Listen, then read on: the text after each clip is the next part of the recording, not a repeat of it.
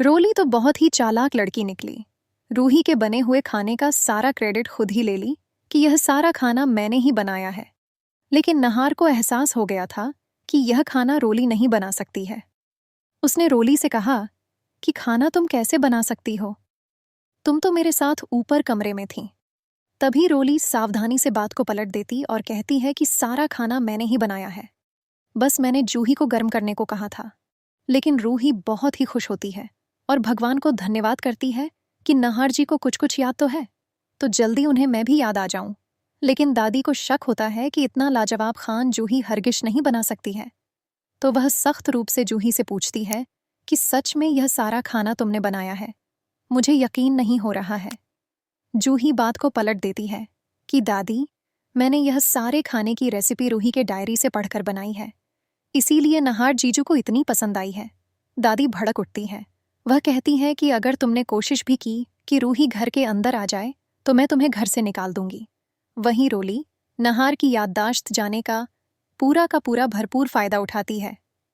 वह रूही और नहार की फोटो एल्बम में अपनी फोटो एडिट करके नहार को दिखाती है कि यह हमारी शादी की एल्बम है।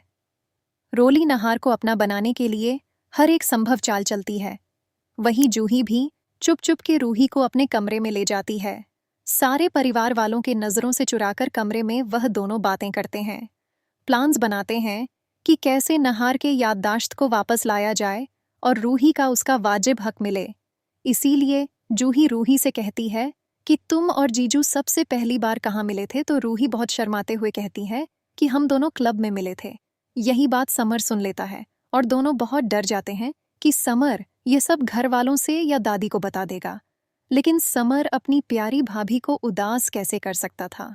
वह खुद कहता है कि मैं आप दोनों के साथ हूं जूही, मैं तुम्हारे हर प्लान्स में साथ दूंगा।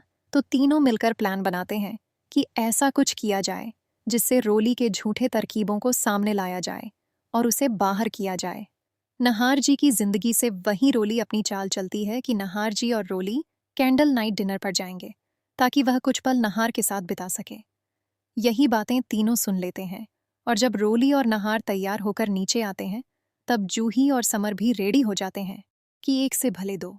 और समर कहता है कि भैया अभी आपकी तबीयत ठीक नहीं हुई है, तो गाड़ी आप कैसे चलाओगे? तो मैं और जूही भी साथ चलते हैं। मैं चलाता हूं तो वही। जूही और रोली पीछे बैठते हैं और समर और नहार जी आगे बैठते हैं। जूही रोली का पर्स नीचे गिरा देती है ताकि रोली उसे उठाए और तभी समर गाड़ी में डिक्की का बटन दबा देता है, जिससे रूही कार के अंदर डिक्की में आ जाती है। सब कोई क्लब में पहुंचते हैं। तभी बहुत ही ट्वीट आता है क्योंकि सारे कपल्स डांस कर रहे होते हैं और जूही नहार और रोली को इंसिस्ट करते हैं कि क्यों ना डांस किया जाए। सभी डांस करते हैं। तभी एक वेटर आता है जूस ग्लास लेकर और समर उसे अपने पांव से टकराकर गिरा देता है, जिससे कि जूस रोली के साड़ी पर गिर जाता है। रोली बहुत ही चिल्लाने लगती है, बहुत ही गुस्सा करती है वेटर पर नहार रोक लेता है कि इंसान से ही गलती होती है, माफ कर दो उसे। तभी वह अपने कपड़ों को साफ करने के लिए वॉशरूम जाती है और जूही यहाँ वेटर को पैसे देती है कि आप जाकर वॉशरूम का गेट बंद कर दो।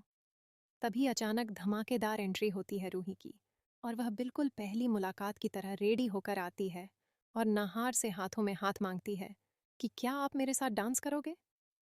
दोनों बहुत अच्छे से डांस करते हैं और तभी रोली की भी एंट्री हो जाती है। अब आगे जानना बहुत ही इंटरेस्टिंग और बहुत ही मज़ेदार होगा कि आगे क्या होता है। क्या होली डर जाती है और नहार रूही एक हो जाते हैं या रोली फिर से कोई नई चाल चलती है?